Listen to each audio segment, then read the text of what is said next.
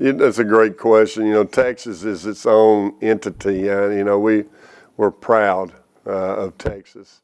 We have our Texas pride, and the state is so strong financially. I talk to our friends that live in other states, and they talk like they want to move to Texas, and I don't blame them. I told them I've got a box of the "I wasn't born in Texas, but I got there as soon as I could" bumper stickers for them.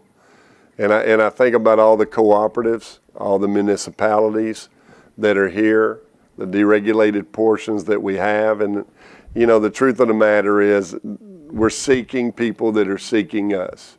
And following the system, it allows us to stay under the umbrella of there is co-ops everywhere. In my town, in the city where I raised my children, in Tyler, you can drive 2 miles north, northeast, and southwest, and that 3/4 umbrella circle around Tyler isn't anything but cooperatives all the way up until you get literally to Illinois.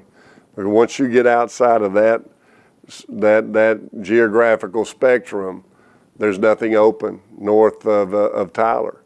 But that hasn't stopped people from having an opportunity, because this business is not about who you know individually. It's about the people who know someone that knows someone. So what I do is, when I do bring a customer on, I always reach out to them a month after they've been my customer for a few reasons. Number one, I want them to recognize the Ambit invoice as they get it. It's going to be different. They haven't seen it before. So I definitely want them to recognize it. Number two, I want to make sure they're satisfied. And the third thing that I do is, because they're going to be satisfied, is I ask them for a referral. My customers have referred customers to me. I always keep notes of people as well. I always keep notes, and I always share the plan. And here's why I do this. Everyone that I try to speak to about Ambit, I don't speak to them about being a customer. I speak to them about this business opportunity. And by giving the business opportunity to them, if it's not for them, then I ask them to be my customer. They don't know who works for the electricity company. Typically, they don't. I haven't ran into a lot of people that have said, "Well, who do you know that works for your electricity company?" "Well, I got so-and-so and so." It hasn't happened.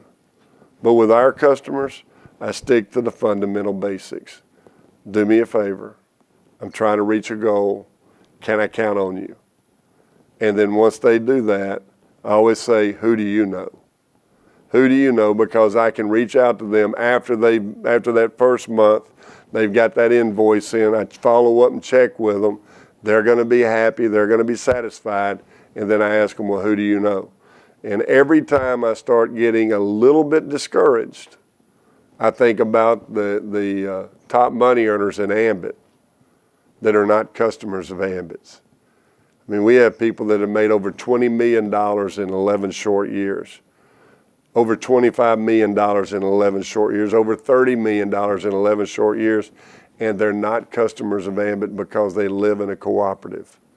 But they know people that live in areas that were available, and then they follow the "Who Do You Know" platform.